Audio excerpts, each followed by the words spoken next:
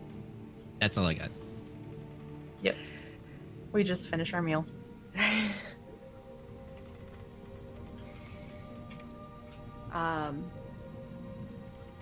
Liam, as you awaken in bed,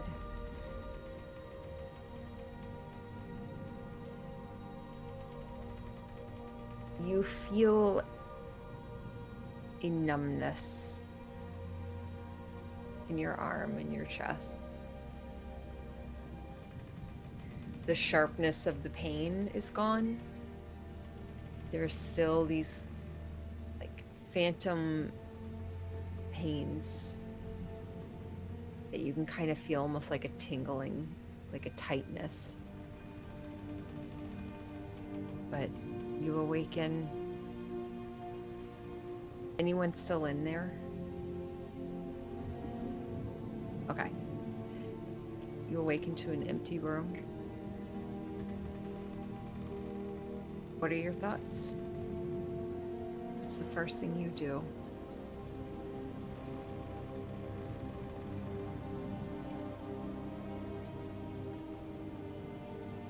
Liam looks around. Well, how dark is the room right now? I mean, it's like midday, but like, are the blinds closed? Are the curtains closed? I don't have any. You probably have a small little port window, so you could see it's light out.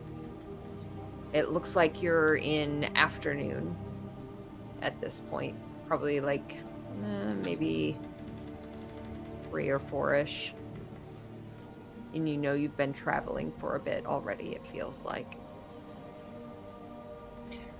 So first thing Liam thinks is he looks around and he sees no one there, and he thinks to himself, "That's not surprising."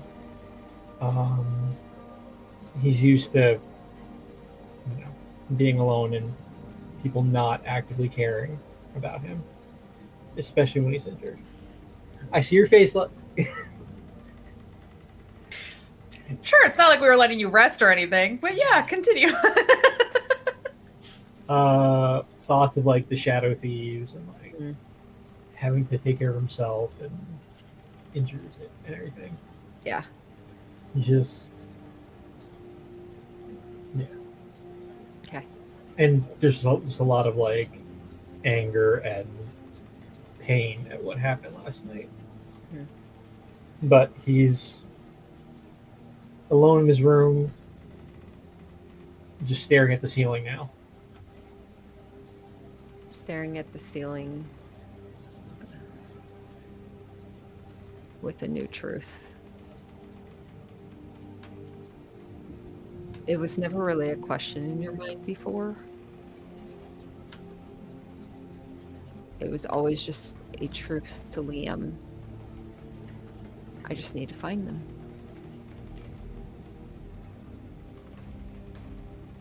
And now that's become a lie. And the new truth is they can't be found.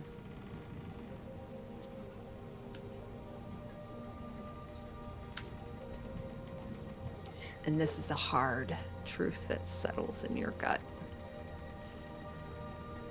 Liam thinks to himself, what's he even doing at this point?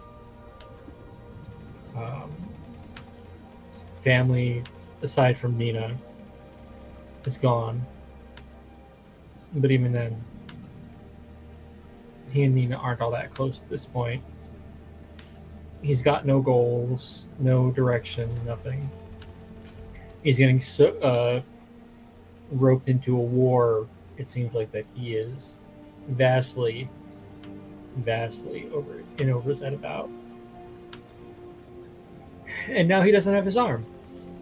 I mean, it's there, but it's not functioning. So a little bit of despair and a little bit of self-loathing is coming up, and feelings of being lost, but he's going to pretend. You do have function of your arm, but it is numb. You can't feel anything but the phantom pains. But you do still have function with it.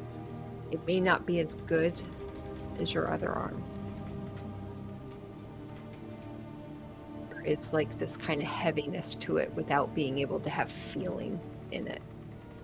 So it's a little clumsy. I guess the And- best way to describe it then is Liam feels broken and lost. Yeah.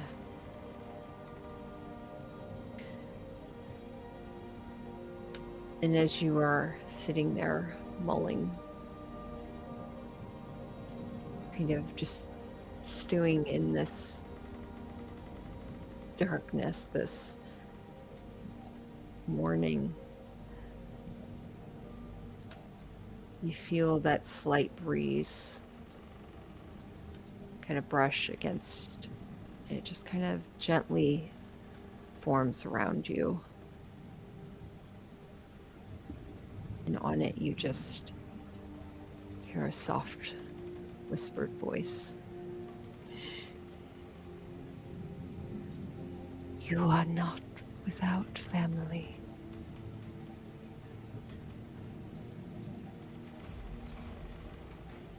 And the breeze just kind of subsides a bit.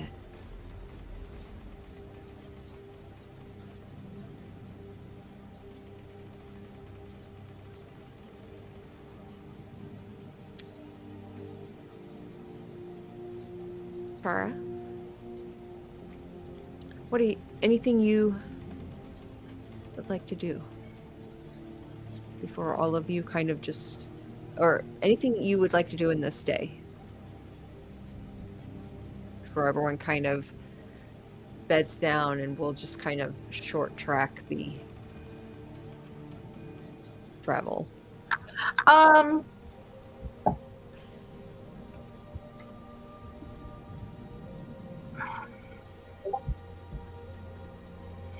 Chara would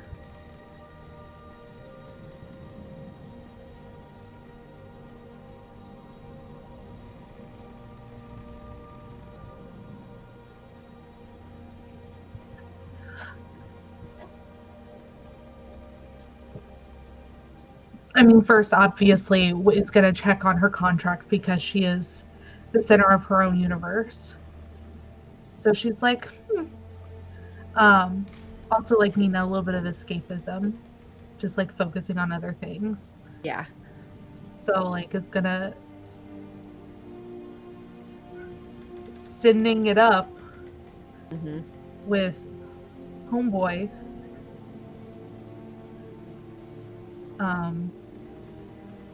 Costing me like a copper a thing, but it's fine. She would send a message to using sending. So Uh-huh. not message, but sending. Hey, just checking in. Could really use that back.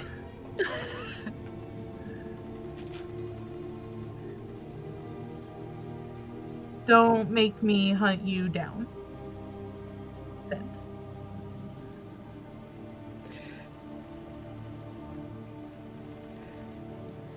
You hear what sounds like laughter at first. You're hilarious.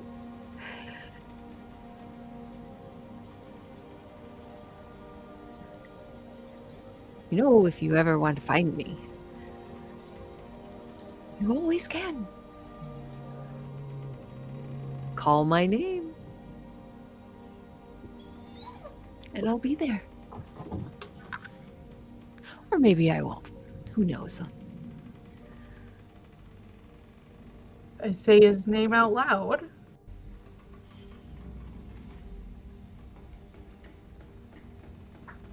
Nothing happens. Fucking liar.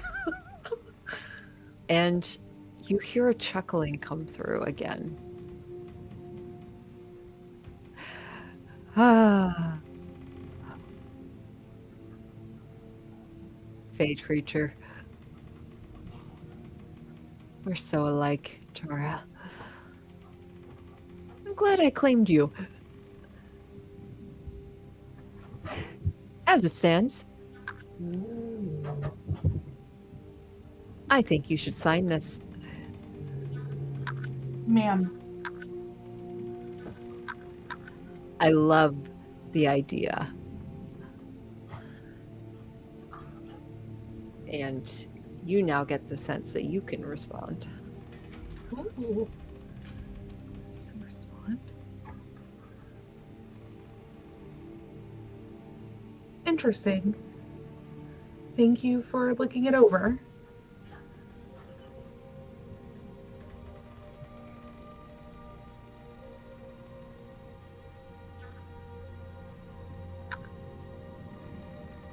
Hmm. Maybe I will, maybe I won't. We'll see.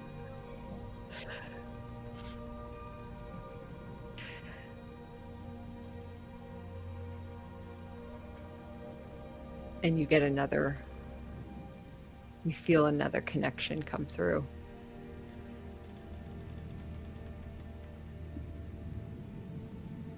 See that you don't bother me with such trivial things if you don't plan to move forward with it. But I truly hope you do. This would be amazing. Well, you gotta send it back if you want me to sign it.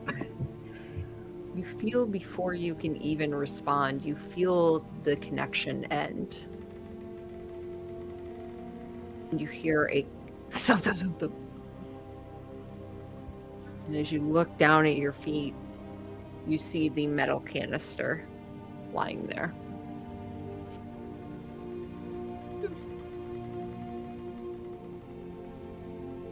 I like my little side quest.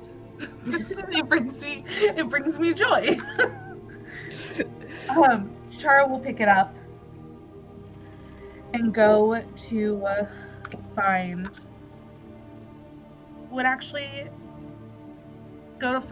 Nina.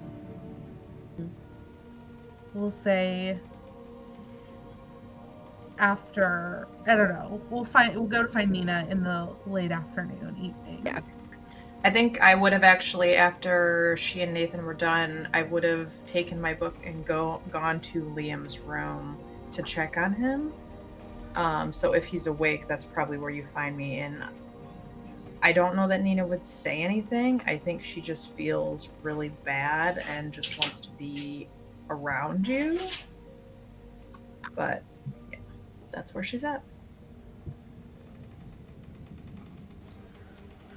Liam's not ready to talk about what happened. Yeah. But he is going to be like, how are you holding up?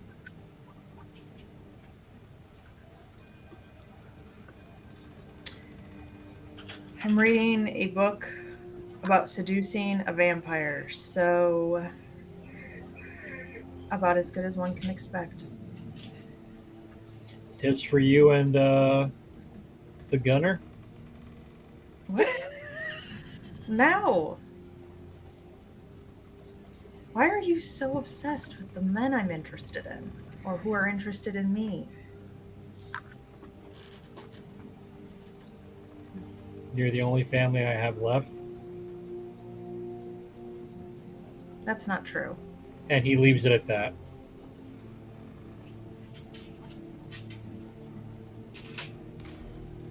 Are you hungry? Starved. I'll go get you some food. And she gets up and I think probably runs into Chara in that moment. Yeah. In the hallway. Oh, Hello. What are you doing right now? I was gonna get Liam some food. He's awake and hungry. I'll go with you. Okay. You sound awfully chipper.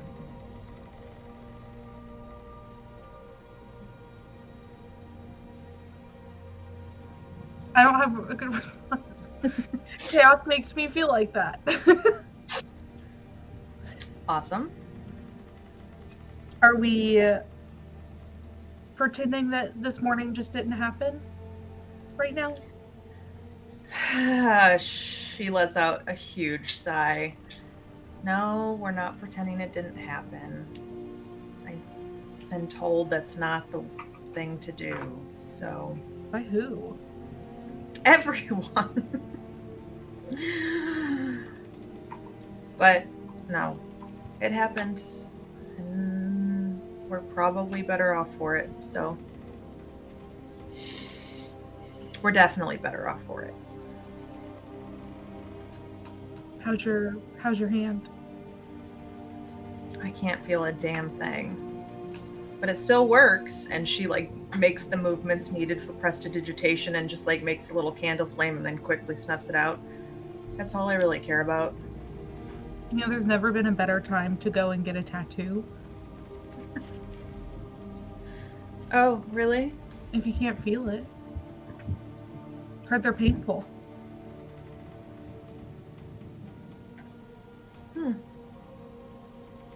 I don't even know what I would get.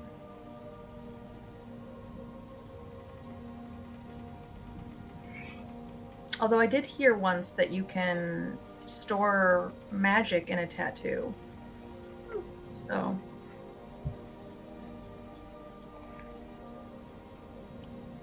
Anyway, food. Where were you Food. off to? I was just coming to find you. See what everybody was up to. Oh, also, to gossip. And then Chara would just like gossip about the contract to Nina because she feels like that would make Nina like Yeah, honestly immediate a little mood. happy. Like, just like a little bit distracted. Like Yeah. Chara is a distraction queen. So And you're happy with these terms? Like you're gonna sign it? I don't know.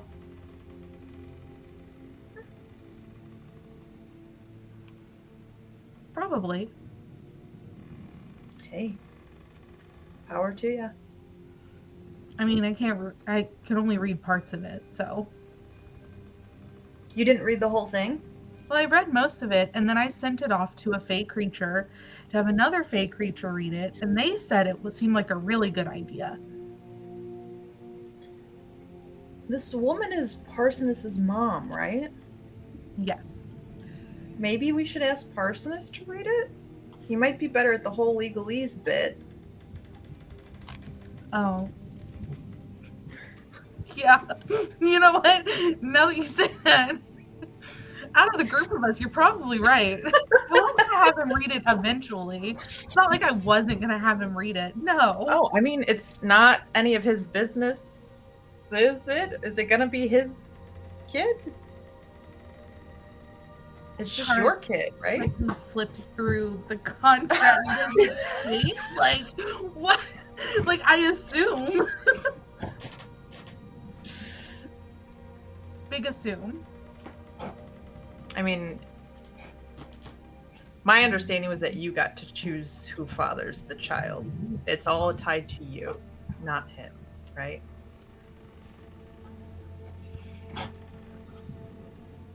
And you're with him. Yeah. Now that you say that, it looks like Chara, like, completely upside down. Like, obviously had no idea what was going on this whole time. Are you not with him? No, you're I am. okay. Like I said, I assumed. Not a bad assumption to make. He's a good guy. Yeah. He really is. And you have him wrapped around your finger in the best way, not like manipulative way. Like he supports you, you support him, you guys talk about things, which is good. It sounds familiar, doesn't it?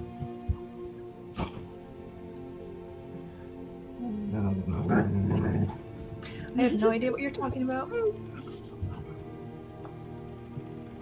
Of course not. You definitely wouldn't, Princess. And Chara would bound away quickly before Nina could smack her. Yeah. You are able to gather food, and it does not take long to get to Red Larch.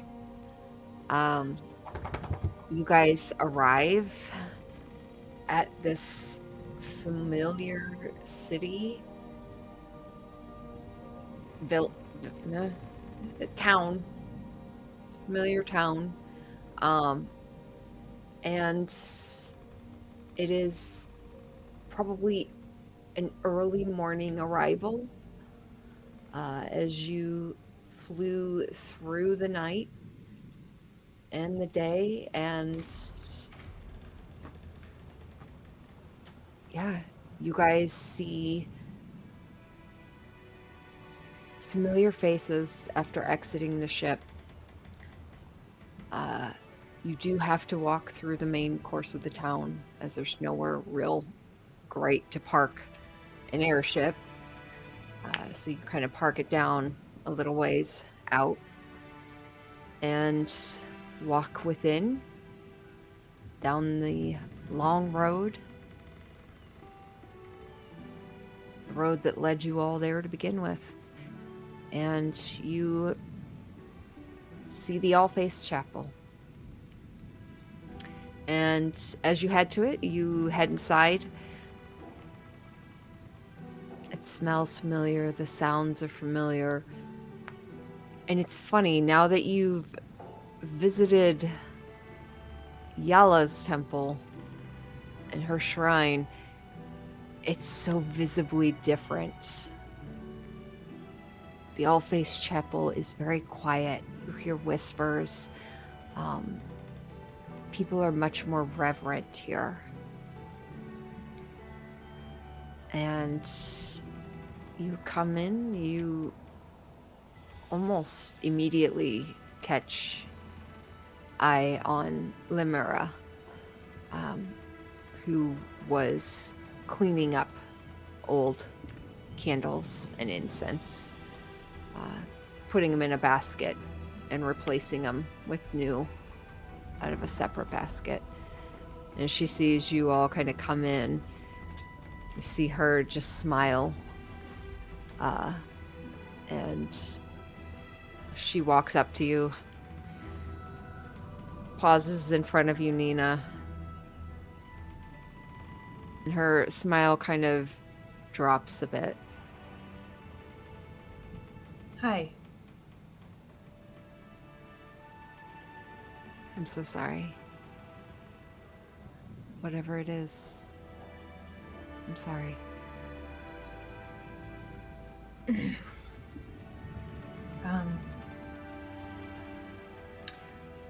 I was actually wondering, we had,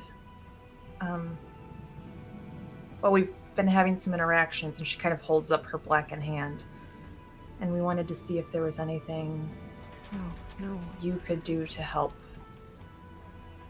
Liam's the worst off, honestly, but She kind of looks at your hand for a minute, turns it over, and then looks over towards Liam, and she walks up to you, Liam, kind of sweeps her hand under yours and lifts it, pushes your sleeve up, looks under. How far up does this go? Liam opens up his shirt and just shows his bare chest.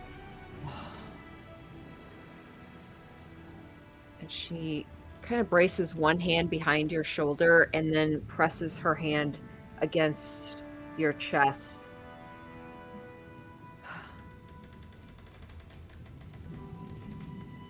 What did this? Technically, we did. it was a pretty dark symbol that we used to destroy something. But I'd feel better if we were in a safe place to talk about it. Less people around. Of course. And she would pull you back to the garden in the back. And there's no one else back there at the time. And she would usher Liam, you first, to sit down on a stone bench. And she sits down next to you. And do you mind? By all means. She would pull the shirt down off of your arm and off your shoulder.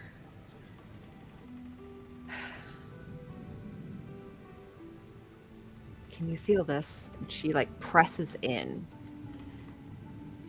And you can feel the pressure, but you don't feel any of the surface of it. She just kind of continues to press down, and you're like, kind of, no. And when she gets to your hand, I feel you pushing, but I don't feel anything other than just indentations, if that makes sense. so mostly surface damage. Looks like you were able to stop the majority of the necrosis from creeping on forward. That's good. That's good. Can you tell if it's a curse? Is it just a lingering injury? Is it something that can be restored? I can certainly try. Would it help to know what symbol we carved? It might. You said you used it to destroy something? The mirror. The one that the hag was in? I think I've told Lightmere about Yeah. the hag, yeah. You see her just kind of sit back a little. I see. Everything that we're caught up in, everything that happened here at Red Larch, the cults, all of it, it's all kind of coming to a head around this symbol, and it is tied to the chained one. Chained one? Chained one. Nina, so out of character, Nina trusts Lemura implicitly. Mhm. So unless someone stops her, Nina is going to share this. No? Okay. Tara starts coughing. Are you okay, dear? I am. I'm okay. I just worry about. I'm having flashbacks to the last time. We have trust issues. That's all. I fully understand. The person we're dealing with has been using different faces.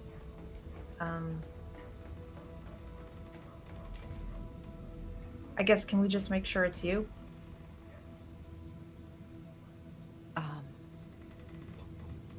She kind of looks at the rest of your party for a moment before connecting eyes with you again, Nina. I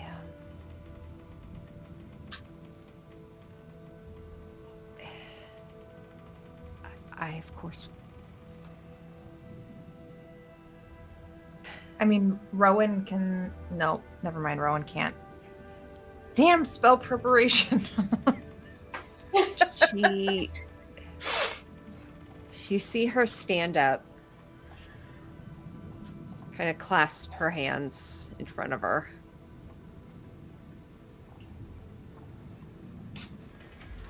And she would turn to you, Nina, and kind of put her back to the rest of the party.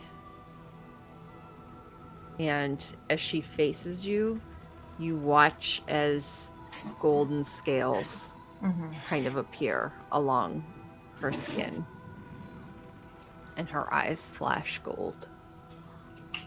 Great, thank you. And they kind of fade away, and she just blinks. I'm sorry.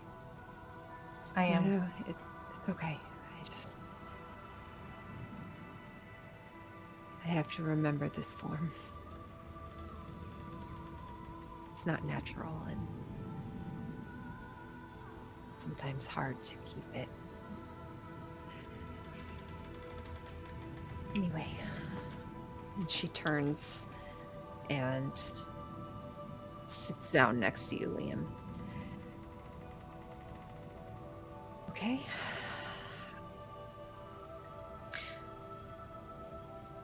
I know that this is actually Lemura. Guys, I think we should trust her. She's a holy figure here. If anything, she might have some more information.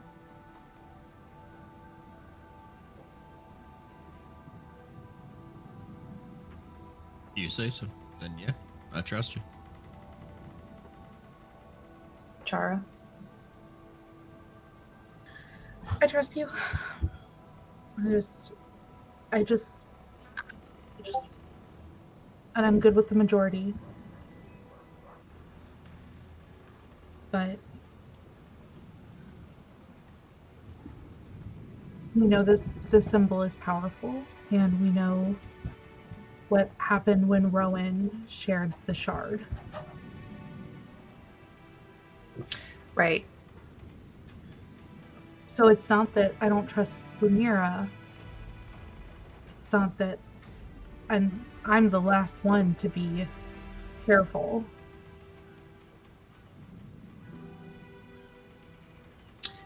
Well, I won't draw the symbol again, because we know that that will corrupt and burn away anything it touches, material, skin, anything. Yes, let's not. But Right. we've learned that it is tied to a deity pre-Dawn Wars. You see her eyes kind of widen a bit. Do you know anything about Tharizdun? Nina like struggles to pronounce it. I have only heard that name in passing. Long ago, I've not heard any of your kind speak of that name in a great long while. Yeah, that seems to be the trend that we're getting.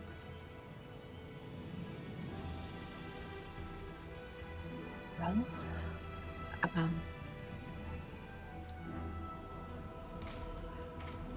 okay. I'm going to need some materials. I only have so much. Sure. If you have anything to offer, I could possibly go purchase some more. What do you need? I know Valibos always has a good stock of this type of thing. I probably have enough for one. But Need more her diamonds. eyes kind of looks at your arm as well, Nina, and then glances at Rowan's. We can get the gems. That's not a problem. As long as you think it'll work. I can at least try. And then Why don't we start with the one you can, and we'll reimburse you with more diamonds that we get too. That way we're not just buying them.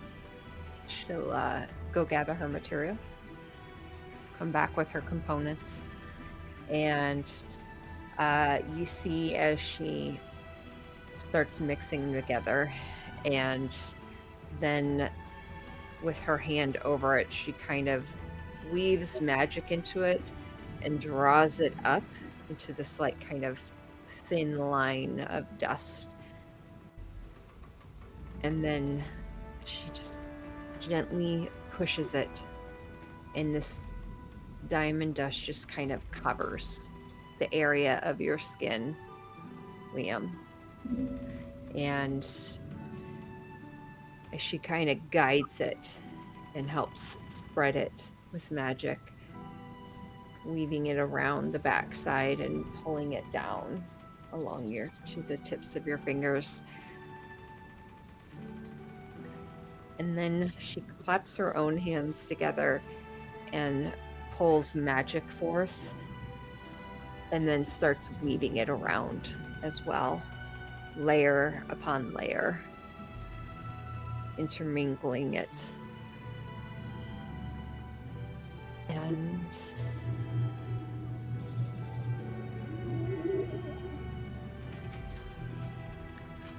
I believe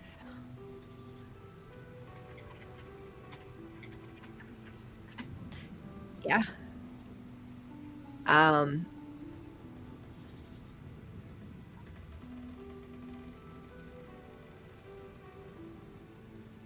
You start to feel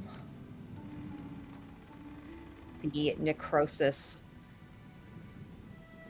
start to bleed away, as if being drawn, like poison being drawn from a wound. As it just ever so slowly kind of feeds out and into the magical weave around your wounds. Diamonds slowly soaking it in and then fading to nothing. And at the end of it, you finally feel some relief as the nerves aren't reconnected. Your arm is now prepared for healing, but the initial deadness of the outer portion is that phantom pains is gone.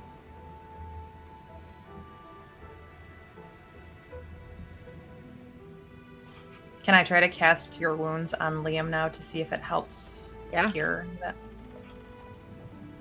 How you feeling? Yeah. Any better? Liam lets out a sigh of relief. Yeah. And as she casts Cure Wounds, immediately you start to feel, it feels like pain at first as these nerves reconnect and the skin starts to reform. But by the end of it, you feel like you again. You feel the strength return to that arm.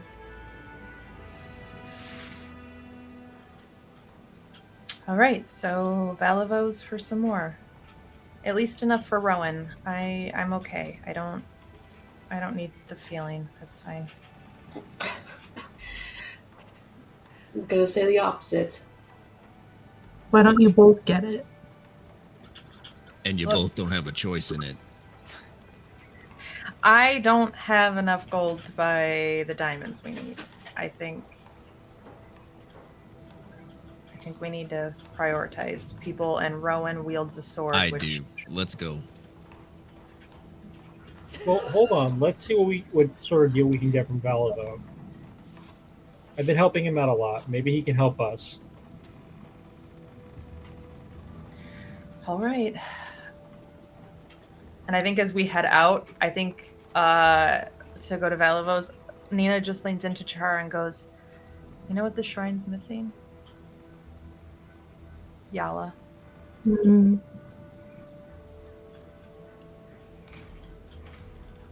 We should start Really? one.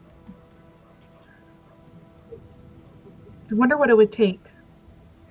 I mean, it's the All Faiths Chapel. It's meant for all deities, right?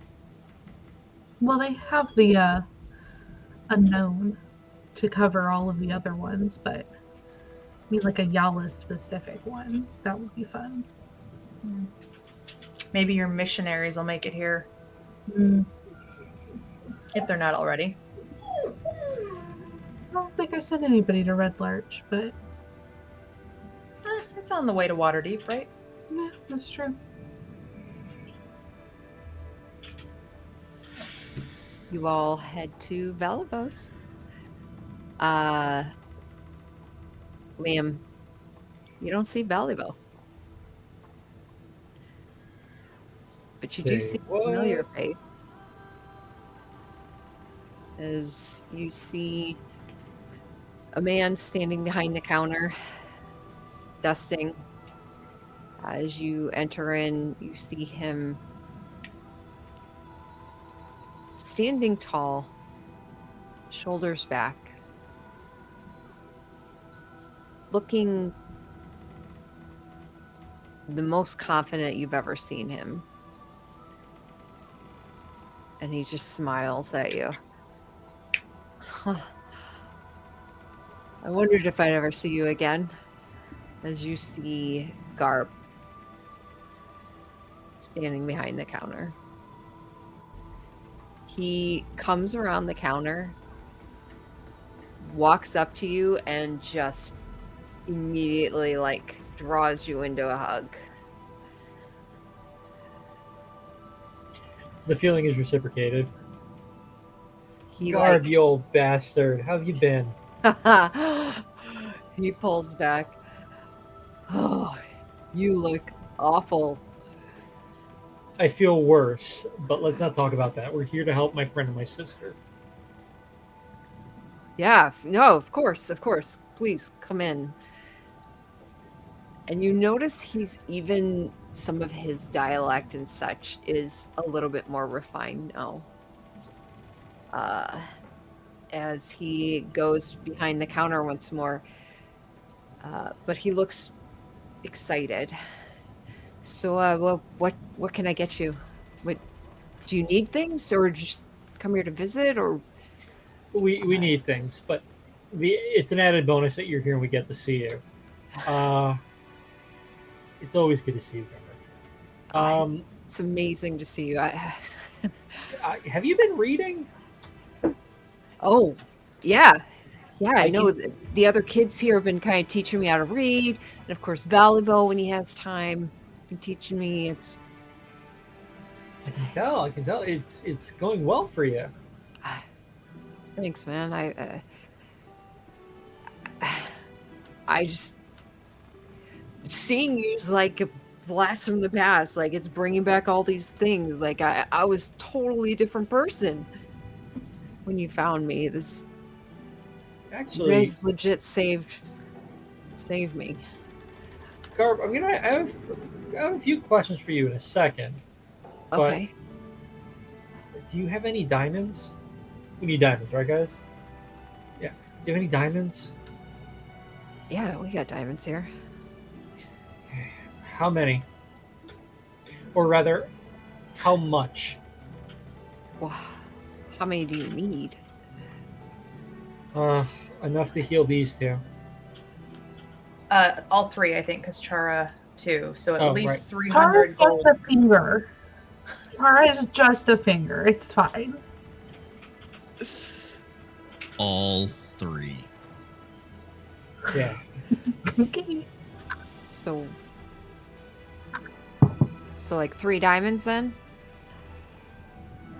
Or diamond dust if you have it. Yeah. Oh yeah, I can do diamond dust. We got that. About how much in weight you want? He lifts down and puts a scale on the counter. What did they say we needed? Like 300 gold worth of it 300 gold. Yeah, you got it. Just per do you person? want any? No. That would be total. It's 100 each. Oh, thank God. Yeah. Rowan, out of character, do you want any additional to have? Well, I have 2 diamonds worth 300 right now. Oh, okay. So That should be good. that's good. That's good. Right? Yeah. So we're covered for at least 2 attempts. I can't afford to buy one right now, anyways. Okay. Or technically, I could, but I think we're fine with 2. You got it, boss. Oh wait, did we want to put Revivify in the Echo Stone?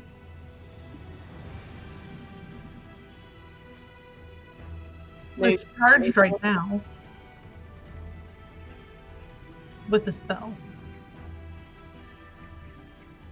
Oh, okay. So I mean, yes. I can buy one more. It doesn't hurt to have 3, and in that way, if we want to put one into the stone, Right. Look, I'm broke, and Nina just like steps full on back. That gold we took off of the storm or the cloud giant, that's all I got. That's it. And for out of character, Rowan, for Revivify, you need a 300 gold diamond, right? yeah, Okay. which I might have enough here. So Nathan will walk forward to the counter and just, we need the 300 for the dust and a 300 diamond by itself. If you give all of it, I'll give you 500 right now.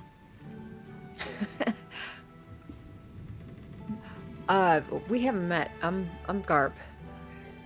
Nathan, pleasure. Good to meet you.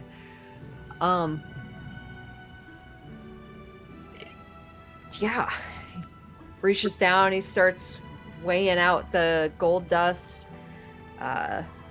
Pulls Nathan out pulls out 30 platinum first and puts it on the counter. Then he reaches down, pulls out 200 gold and puts that on the counter. pulls out the diamonds, and does like these little measurements on them, and then weighs it. Does some calculations in his head. Yep. Okay. Sets that down. Ties 3 bags, little satchels. Sets those down. Scoops the 30 platinum. 300 gold. Yeah. And scoops it into a box, snaps it shut. Okay, then. Pushes the satchels, the diamond, and the rest of the gold forward.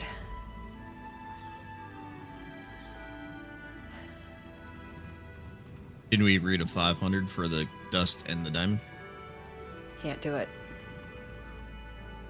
Which part? The diamond?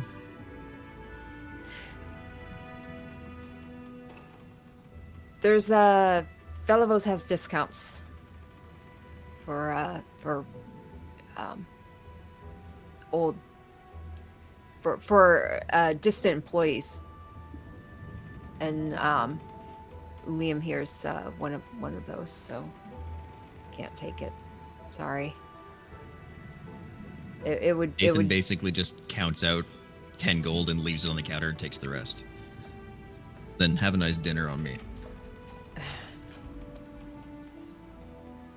Thanks. Guard, you're doing great. Thanks, man. I'm learning.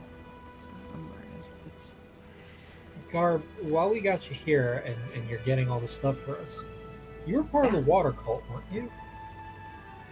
yeah. Okay, I gotta ask. Any insight you can give us about them? Did you how? We're. I guess I'm trying to figure out the right way to ask you this, buddy. But I mean, just say it. You're not we're gonna offend me. well, no, it's more of a. We're trying to take out the cults. The water cult's one of them. Do you have any insight for how we can get in there? Do you know how strong they are? Like, I don't know how much info you have. I know I'm kind of dropping this on you at the last minute, but I mean, is there? Can we come back to you and talk to you more about this? sure, if you want. I could. I'll tell you everything I know. Riverguard Keep was the entrance. That was the above ground. It's one of the haunted keeps, apparently, and they took it over. There was the entrance that went down below to the temple of the Crushing Wave. I never made it to a high enough standing to know what was beyond that, though, other than Prophet was Gar Shatterkeel.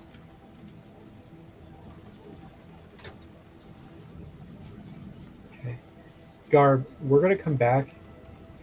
I feel like I'm not doing this justice. We need to ask information. We're gonna talk about what info we need. I'll pay you, man. You're helping us out. Dude, you literally... I was gonna die there. Yeah, I was stupid. I had nothing. I was picking at scraps.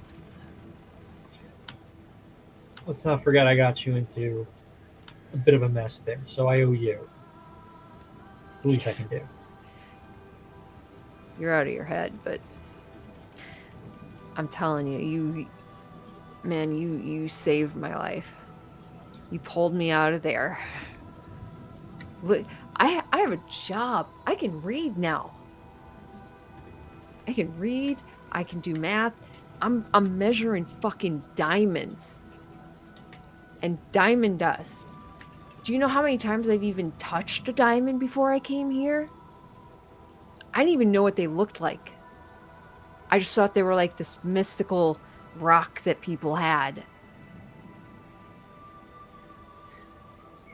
That's not an inaccurate way of describing it, though, Garb. I mean, yeah, but you know what I mean, man.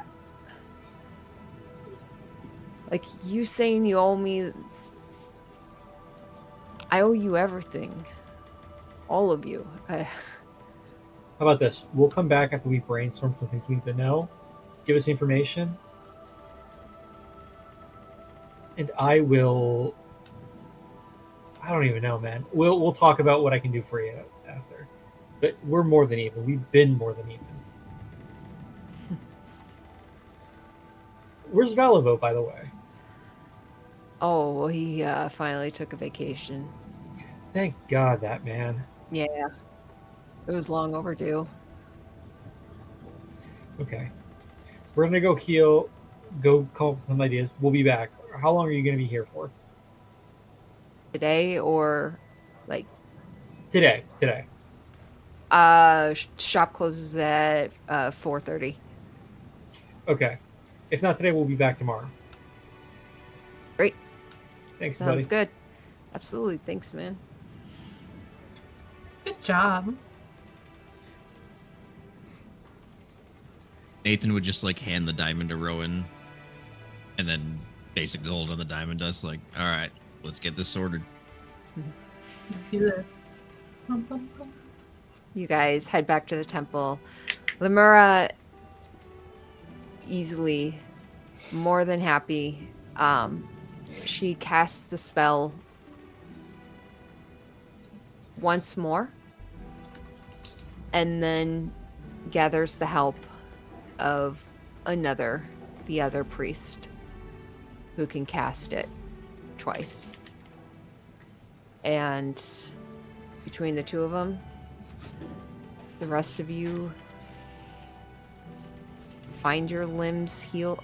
The necrosis bled away, and as you easily cast healing then into your limbs and your fingertip, you find yourselves restored. It just cures one curse or affliction, right? Yes. Okay. Because technically, greater restoration is what would get rid of Nina's horns, and I just want to make sure that and it doesn't matter to me either way. But I would just it's the arm or the horns, not both. Okay. Nah, you can keep your horns, girl. Yeah. You know gonna- Rowan can do the spell. Yeah. I was gonna roll a dice to see if the priest that wasn't Lemura would know which thing to fix, but obviously they're focusing on the arm because that's what the group is having done. So they wouldn't know that. So it's okay. Nina doesn't mind them, but I just also think it'd be funny if suddenly she no longer had horns and then had a charred arm. That's just me being ridiculous, though. That would be really funny if you flip a coin for which one actually gets healed. Yeah, I feel like they're more intelligent than that, but yeah. But also,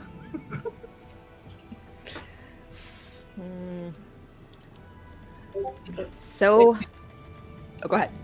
I was gonna say, if Nina ever figures out that you can get rid of them, you Yeah. know who can do greater restoration. I don't think you even know that you can do that. She doesn't. Yeah. Yeah, that's why it would have been even more when you're like, oh, cool. My face is healed. Yeah. Char would totally sacrifice her diamond for Nina too. She probably would have given the diamond up, but like, Yeah.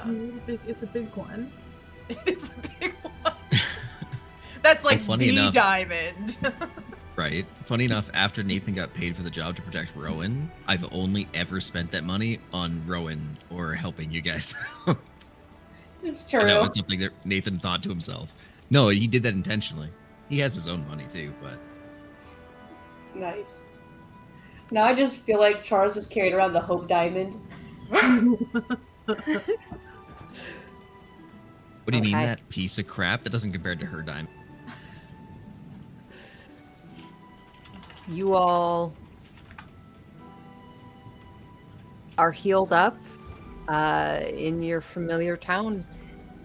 At the end of it, Limura would just kind of look at you, specifically Nina. Yeah. What are your plans moving forward? I think we're still figuring that out, but we have some names, we have some locations, and we know that we are just flies in a big spider web. So we're trying to figure out which threads not to touch to alert the spider. That's wise. Well, have you been able to deal with any of the other cults? I know that was your original intention. We infiltrated the Black Earth and rescued a bunch of people. That was before we went to Waterdeep. So out of character, I can't remember if we brought them here or what. I think we did. Brought who here? The people we rescued, the delegates. Yeah. Yeah. So from there, we had a couple more run-ins with the air cult, and most recently, we dealt with the one calling themselves the Punisher. I don't know if you've heard of that one, but he was the one who was leading the air and the water, kind of in tandem. Interesting. Okay. Well, My you potato's know- screaming. I don't know if you can hear her whining, but she's...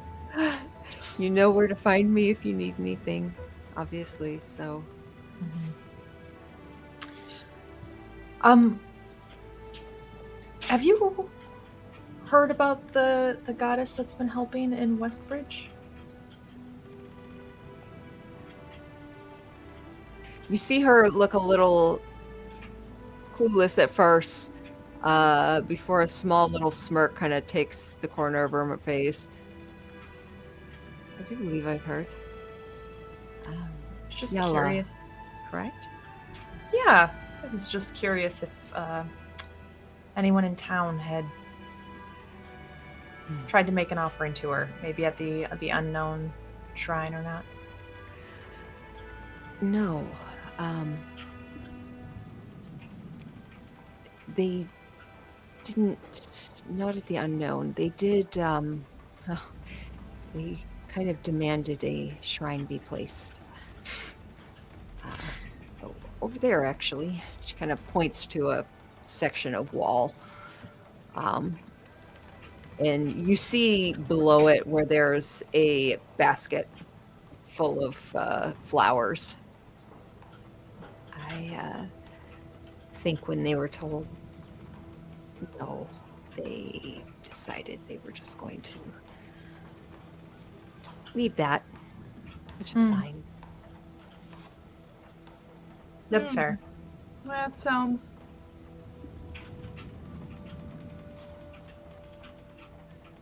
interesting. We are the All Faith Chapel. Everyone is free to worship whoever they choose. Maybe Is it one like- day. Is it hard to get a shrine at the All Faiths Chapel? We'd probably just need to send representatives to investigate a bit more, which we've kind of been meaning to do. I mean, Westbridge is our neighbor. We want to make sure they're practicing safely, especially with all these rising cults and such.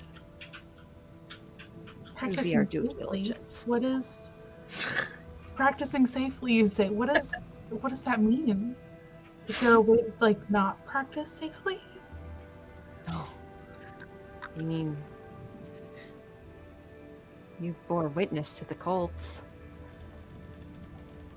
Some people, when they practice worship, they call upon bad things, or they have practices that are self-inflicting or harmful to others. We want to avoid that. Certainly. Makes sense. And then obviously, we want to make sure it's not something that's controlling people or anything like that. Right.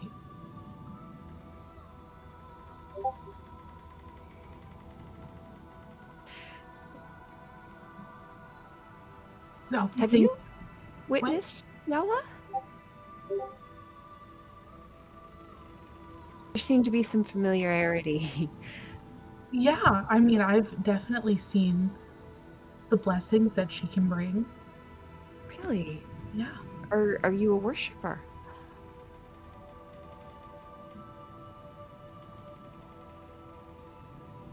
One could I say, can't tell if that's a yes or an right, if you're right. nodding One or could shaking say your head. they do. They do refer. Oh man, I don't want to lie. So like, they. Does Chara lie? No, fuck it. There's Chara- a difference between believing and knowing. You know, there are some who might say that I am the, high priestess, but just a few.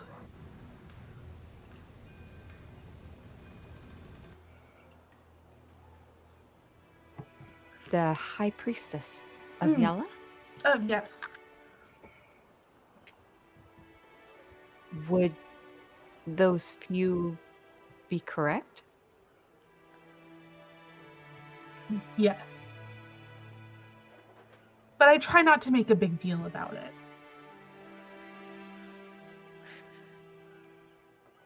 You see her kind of pull to her full height for a moment.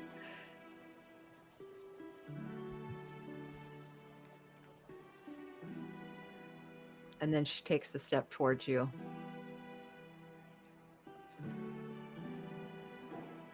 And she holds her hand out from one priestess to another. I welcome you to the All Faith Chapel, Priestess of Yala.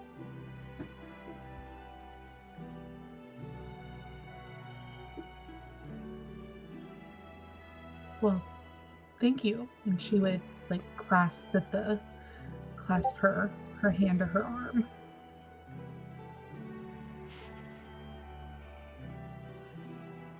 What is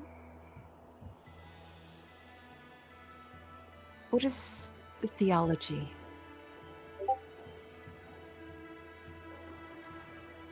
Yeah, it's all about abundance. And that's really the focus. Have you heard anything? I want to make sure I understand what you are. I don't want I to haven't heard anything. Well, so Really? I mean, Yeah. hardly anything. she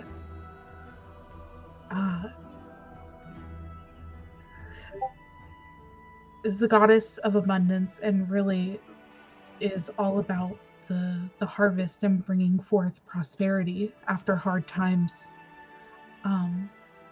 Her husband's man, her husband's of the elements help her influence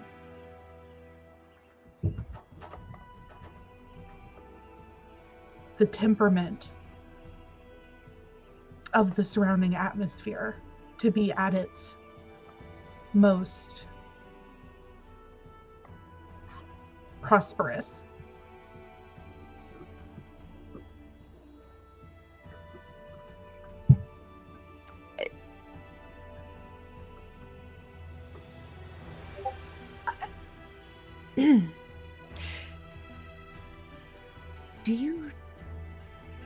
Would you like maybe a journal, some paper to jot down the theology? To maybe gather the texts into something cohesive that you can continue to spread? Sure, I'd be happy to write it all out so that it's cohesive and Okay. spreadable. Did That's you an say excellent husbands, four. elementals? Mhm. 4. I'll get you your journal. Yeah, thank you. And she walks away, comes back a moment later with a real simple blank journal with a quill and a jar, hands it over to you.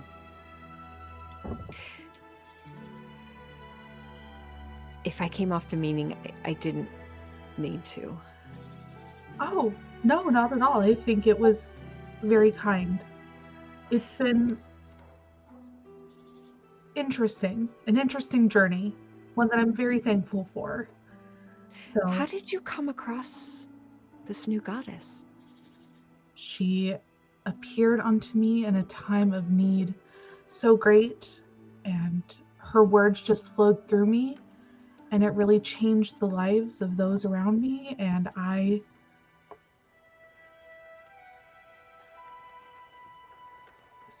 it was good. Roll deception check. That was kind of true though. Not all of it. Okay, I'll roll a deception check. Oh darn, it's a 24.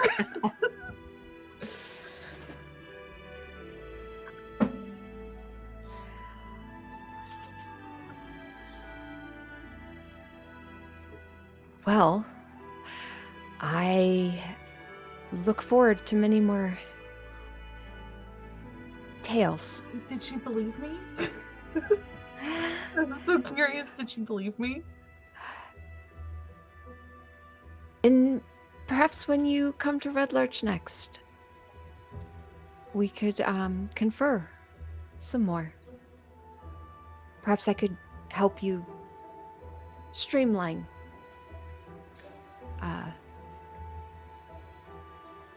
the ideologies. Nina's like behind Lemura, just going, "I'm so sorry." to Chara. Like just mouthing, "I'm sorry" to Chara. Chara, just like, I would like that very much. Wonderful.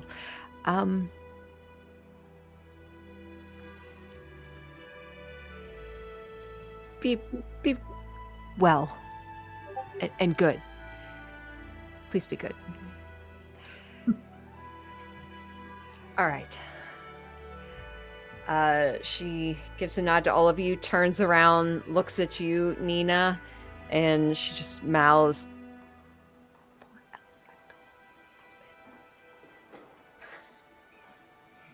as she and then Nina passes by, starts she laughing, and then, oh shit, is Yella the deceiver?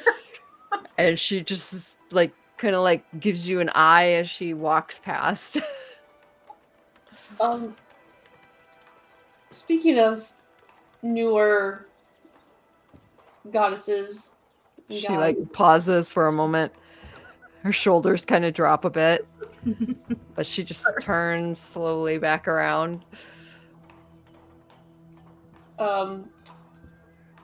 not new. Well, new for me. If you have a chance to kind of tell me what you know about Ilmater.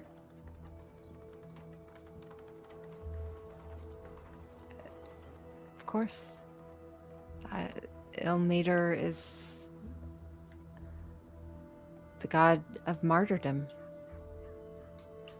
One who holds the hands of the suffering. He's a very popular god. His symbol's over there, and she would lead you back inside and point you out to the wall where you would see the symbol of Ilmater, which I believe is like a pair of white hands that are bound with red cord.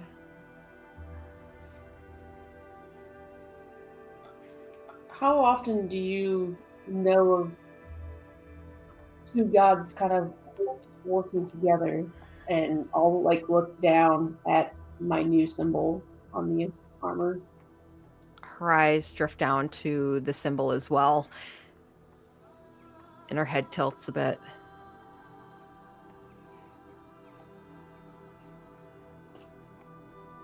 I've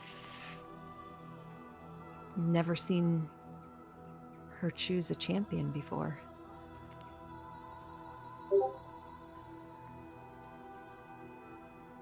This is unexpected. I guess this means she's decided to start her path.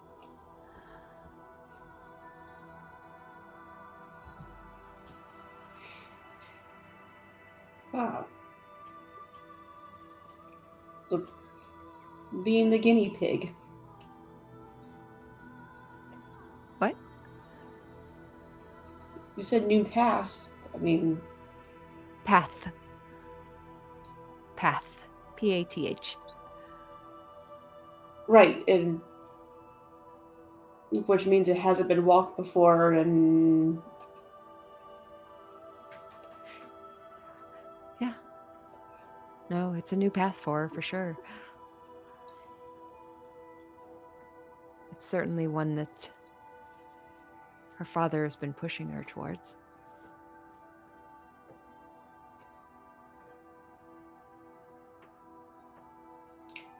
wait, what? What?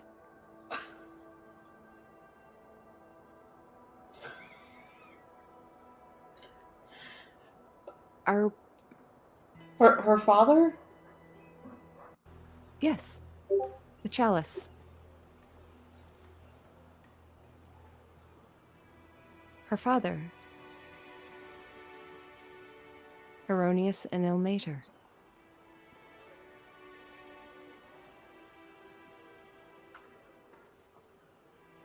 What? Who? Okay. Are you saying I'm the kid? No, I am getting no, so. are you? No, you're you're Rowan. I mean, that was a name given to me by my adopted parents, I think. Unless it was let. You know what? I've never asked I'm Nathan. confused. Are you're the champion of the chalice? Yes. Oh, I'm sorry. I'm we have been through a lot lately. So the challenge is the name of the child of Herodias and Ilmater. Yes. Yes, that is kind of her moniker. It's not her actual name, but Okay. Yeah. That clears up some things, I guess. are you sure?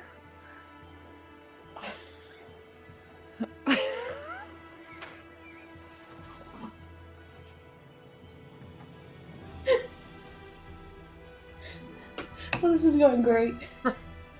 Just hear this like tension breaking crunch as Nathan bites into something as he's standing there watching this whole thing. Hey, Rowan, is your name the Chalice?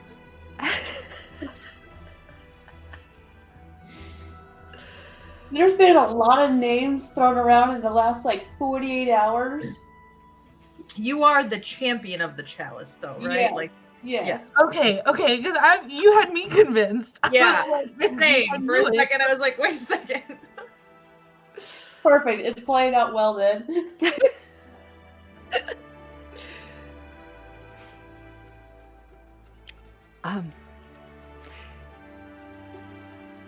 So then what's her actual name then?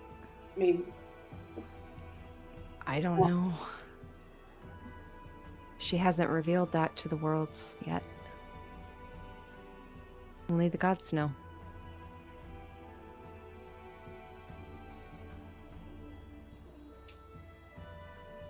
and man, she's made a choice and naming me champion, I guess. Clearly.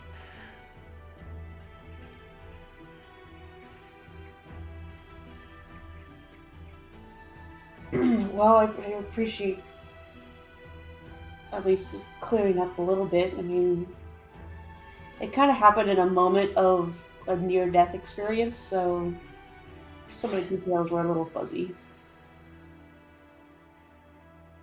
It is a blessing to me to know that she's decided to walk the path and has chosen a champion for herself. And that it's you.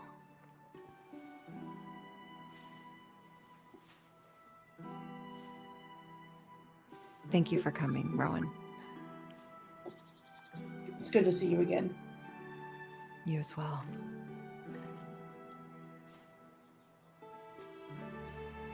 Sorry for all the knowledge bomb. It's been a day. But from the looks of it, you all have had worse days. You should get some rest. Eat some food. Take some time.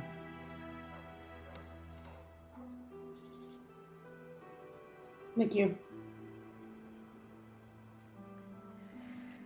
She give a nod, start to walk away, kind of pause at the door, waiting. Okay, safe to go. She'll continue on.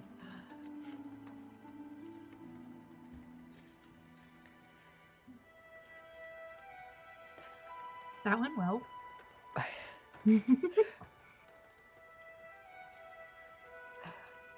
What would you all like to do now?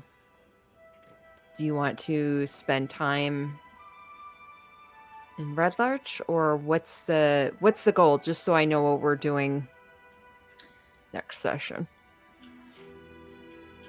I highly recommend that we come up with a list of questions we want to ask about the water cult, so we can come back and talk to Garb about it.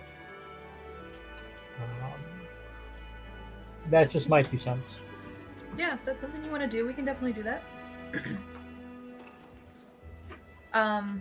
Chara, you mentioned wanting to find the gems, right? That was what you wanted to focus on. I'm okay with that. I feel like that's a good, like you said, not manipulated pathway, right? Like clearly they want us to go deal with cults. Maybe we find these things. So I don't have a strong feeling one way or the other, but I like that one. Yep. And if we went and found the gems, do we have a preference on where to start?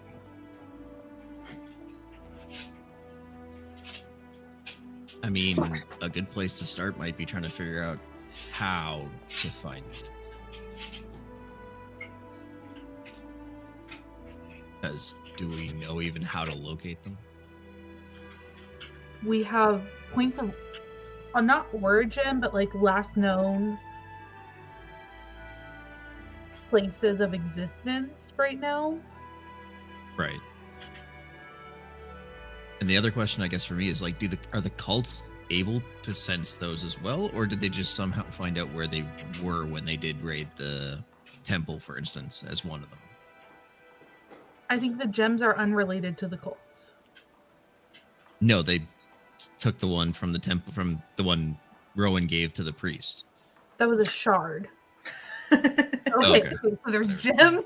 I know. There's gems and there's shards, and the gems are, to make sure that they're the The three. magic nullifiers or amplifiers. Right. Because the shards were hundreds. Yeah. Yeah. But I think to answer your question, I think they can sense the shards too, or they know how to look for those. That's what they're trying to find. The deceiver's the Right. one trying to find the 3 gems.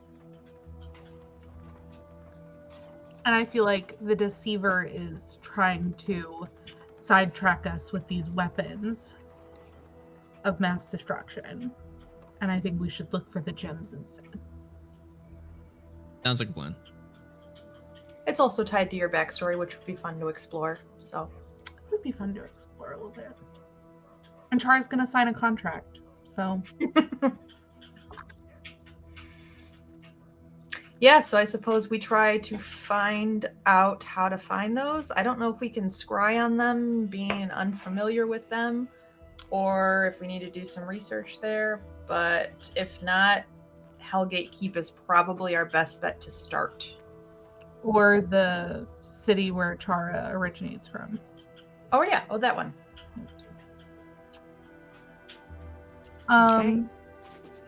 We can scry on it. Is it just like a less likely chance of working if you're not? Oh no, it's a creature, not an Oh. object. Okay. But I'll do some research to see if I can't get a spell that finds an object. Like locate object, which I'm pretty sure is a spell. It Yeah. is, but it's only like 1,000 feet or something like that. Yeah. Oh, gotcha. Okay. Okay. Okay. Well, then I think with that, we'll go ahead and end tonight's session.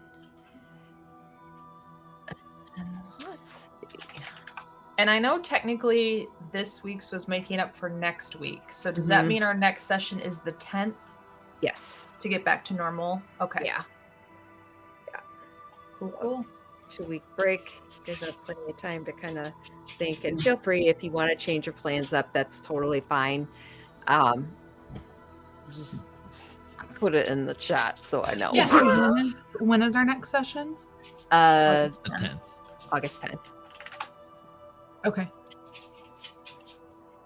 Alrighty. Thank you guys as always. Thank you, DM. That was a great Yeah. session. Thank you for being willing to move one forward so I didn't miss 2. We're glad Oh, you yeah. can make it. Yeah. Of course. All right, guys. Well, have a good evening, and I'll see you in 2 weeks. 3. Bye. Have a good night. all. 3. 3.